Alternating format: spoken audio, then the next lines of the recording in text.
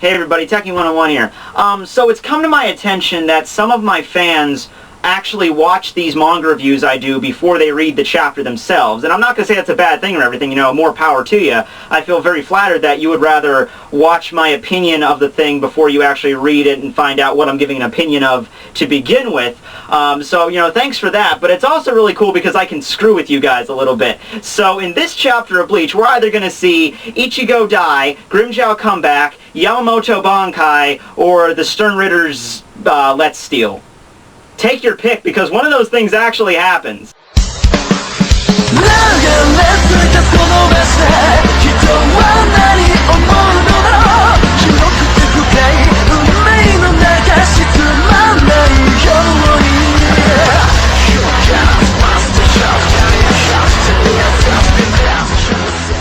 Hi everybody, Tekking101 here, here to review Bleach chapter number 506, entitled The Fire 2. Okay, so the chapter opens up with the Colonel Sanders Quincy fighting Choroku. Now, as you remember from the last chapter, Yamamoto's Ryatsu was echoing all over the Seirete. It was getting all the Shinigami pumped up for battle. Their leader was fighting. They can fight too. They're getting back from the brink of death. Choroku, in particular, was heavily affected by this because he's one of Yamamoto's top students. He was ready to go, raised his sword, and in this chapter, he just spends the entire time standing around talking to Colonel Sanders Quincy.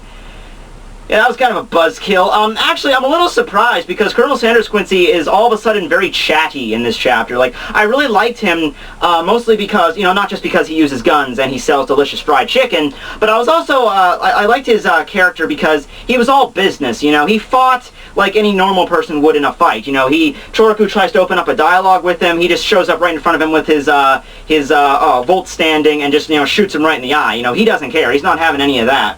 And, and now all of a sudden he starts talking about, Juha fighting against Yamamoto, and his logic in this is, it's kind of broken, but his logic in this is basically Choroku stated, I'm getting pumped up because my leader's fighting, and the Colonel Sanders Quincy's like, well, you're still gonna lose because our leader fighting gets us pumped up too.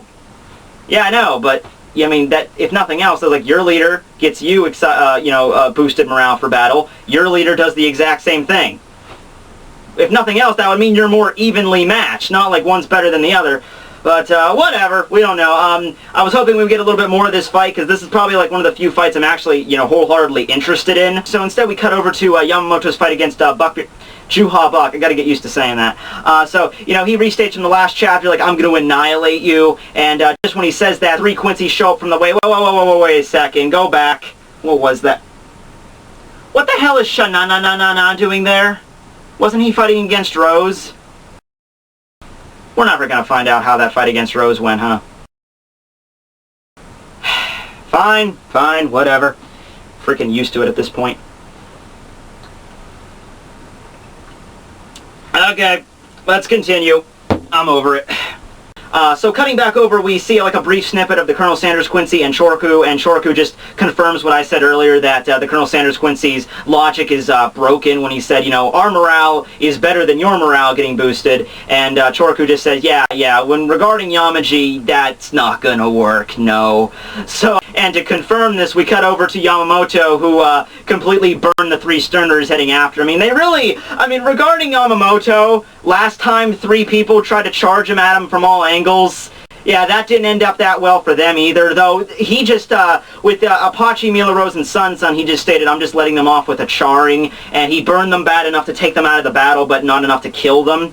And this situation, I'm pretty sure Asnot and the other ones are dead, which is pretty satisfying for me, just because Asnot is responsible for the deaths of one of the most popular characters in the series. And honestly, Asnot really should have seen this coming. Look at this battle, for instance. I know they don't show, Yamamoto burning Asnot and the others, but just imagine this going on. I'm Stern Ritter F. My ability is to turn your greatest fear into a reality. Oh, alright, well, my greatest fear is you burning a horrible fiery death. Wait a second, that's not— oh my god, it hurts everywhere!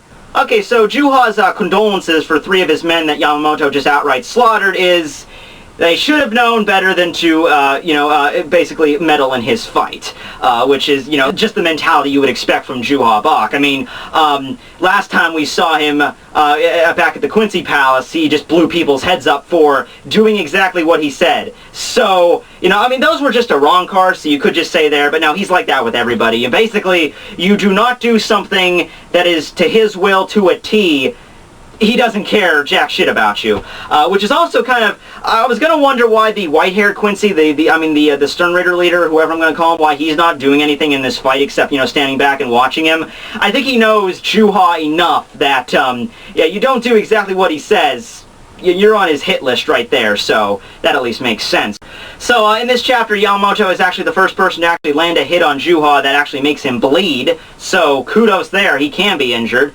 I don't know if, when he clashed with Kenpachi, I guess that was Bleach. I guess he just has a really high degree of Bleach, and that's why he was able to block Kenpachi's attack with just his arm. I can't really think of anything else that he would have done. I only say this because we haven't really seen Juha exhibit any kind of Quincy powers. I mean, we've seen him blow people's heads up. We've seen him walking with that stairwell, which that could have just been a stairwell. That could have been his powers. But what I mean is we haven't seen him use like a bolt standing or like, use a Quincy bow or any kind of, Quincy weapon in general, really. So I'm just on like a little, I'm going to be open about that. I'm not 100% given that Juha is in fact a Quincy, just for those reasons. He probably is. I'm just saying I'm not 100% convinced yet. So Juha states that Yamamoto's gotten old, and we get a little clip back in the past when I guess this was when they were fighting originally like 1,000 years ago. Yamamoto, he's not as young as in when we saw Chojiro's flashback. He's balding a little bit more in this panel, but I guess that's a reference to when they were fighting 1,000 years ago. And Yamamoto, back in the present, rebuttal to I'm getting old is just, yeah, I'm going to burn your face off some more, then tell me if I'm freaking old. You don't see me riding around in one of those little, carriages. I'm not old, dang it! So then Juha, I guess, reaches inside of his jacket and pulls out his sword. Now, his sword I'm a little bit intrigued by because, he looks like state if I'm wrong for all intents and purposes, but from what I've seen, he just reached inside of his jacket and it was like a medal or something on his uniform, and then he just pulled out a sword. And instantly I'm thinking, the hell, does Juha have Fullbring or something? He could just turn a little tiny object into it. It might have been on his back, it might have been, concealed somewhere else on his body, but from what I've seen, and I've seen like a little glimmer of light when he pulled the sword out, maybe, as a Quincy, he can just do that. Maybe it's like a reishi weapon or something like that. It looks like a solid sword, but it could be a reishi weapon, but I just thought Fullbring when I saw that. I'm pretty sure that the main villain of this arc is not going to turn out to be a Fullbringer, because that would be kind of a betrayal to everything, but just saying, a little bit of a similarity there. So, final scene of the chapter, Yamamoto says that he's glad he pulled out his sword because now he could smash everything that Juha is in one fell swoop, and he reveals his Bankai. Holy crap, we get to find out his Bankai! Okay, this is huge. Okay, so this is 500 chapters. Okay, maybe not 500 chapters, but this is the majority of the series. This could very well be the strongest Bankai we have ever witnessed on the face of the... Okay, it's just going to end the chapter right there, isn't it? Yep, Bankai, Zanko no Tachi. And it means longsword of the remaining flame. Yeah, so kind of figured that Kubo was going to do that. But still, it's open for speculation, right? Okay, chapter's over right there. Let's just go into my thoughts on the Bankai right there, because I got a few messages this morning about that. They were a little confused as to what exactly his Bankai does. And also, more importantly, why didn't he use this Bankai in the fight against Aizen? And I actually have formulated a pretty solid hypothesis here as like the reason for that is.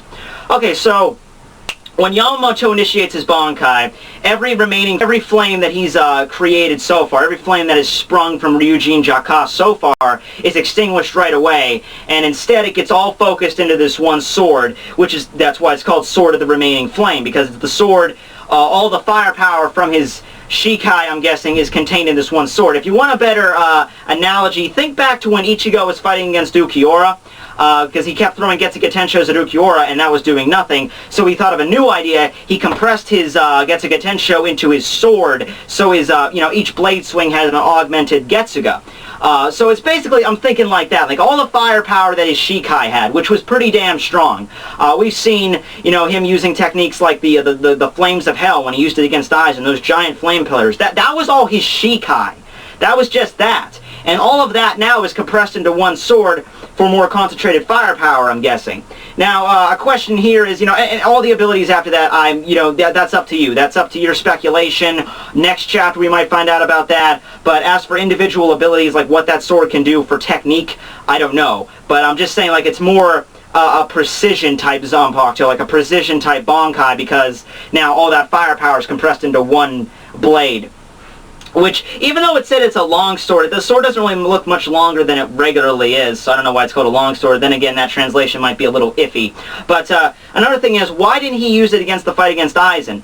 And originally, I was going to think I was going to be really mad about this, because, like I said, we don't know what Yamamoto's Bankai is, but why didn't he just go Bankai against Aizen? Because I'm sure it's got to be strong enough to take on Aizen.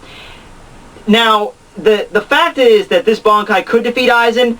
That's a moot point. What the fact is that I said this was a precision-type Bankai. His Shikai spreads over a wider area. Now, Aizen's ability, as known to Yamamoto at that point, was hypnosis. It was illusions. It's stuff that, precision doesn't really work against, because he could literally be anywhere. That could not be the real Aizen standing there. He could be behind you this entire time. So it would make more sense in that situation why Yamamoto used the Flames of Hell, because that spans over a much wider area, and he wanted to make damn sure that Aizen gets taken out. So, it didn't go out that way, but it makes more sense, spanning over a wider area, just engulf everything in flames to make sure this guy that could be literally everywhere gets taken out. His Bankai, on the other hand, is precision-based. It's just one sword. There's no other flames around him. So basically, I mean, at the end of the day, it's basically like, what are you going to use to go after a fly? Are you going to use a pistol or a flamethrower? Both of those are kind of overkill, but if you want to make sure the fly is going to die, probably the flamethrower would be the way to go. So that's my idea on the Bankai right there. And another thing I have to mention with the chapter is that I'm actually kind of glad. I completely forgot about this, but Yamamoto still only has one arm. We haven't really seen much of that because, he's had the Hayori draped over him, and we didn't really get to see much of it up until Driscoll burned off his clothes with Chojiro's Bankai. So, it's confirmed that, I already knew that because it was confirmed in Bleach Unmasked, I think, that he still has just one arm, that he didn't want it healed or something. It was already confirmed that the Soul Society does indeed have the technology to fix someone's entire limb, because they did it with Soifone. Soifone got her arm back when Unohana healed her. And I was always thinking the reason Yamamoto didn't want his arm back was because either the Kido he used it made it impossible, or he just treated it like another battle scar, because Yamamoto has battle scars all over his body, so maybe he just thought, I lost an arm, I'm just going to treat it like another scar, I don't want it healed, it's like an honor sort of thing. So that would make sense for him. But I'm just glad they included that, just to, confirm everything in case we haven't known so far. So next chapter, I'm just going to continue on rolling with the Yamamoto versus Buckbeard Juha thing. I mean, this is stuff that we've been looking for a very long time. This could very well be the strongest Bankai in Bleach, if not, maybe even more superior to Ichigo's final gets attention. This could very well be the strongest Bankai. As I said earlier, this could very well be the strongest Bankai in this history of Bleach, even stronger than Ichigo's final Getsuga Tensho, possibly. So, I think Kubo's going to just roll with that and continue with the next chapter. So, that's pretty much my thoughts there. Once again, Ichigo, Garganta, prison, knock on wood. I don't know if we're ever going to see that. Maybe like another 100 chapters down the line, we'll finally get around to finding out what's going on with Ichigo. But yeah, anyway, thanks for watching my video, everybody. Tekking101 signing out. See you guys.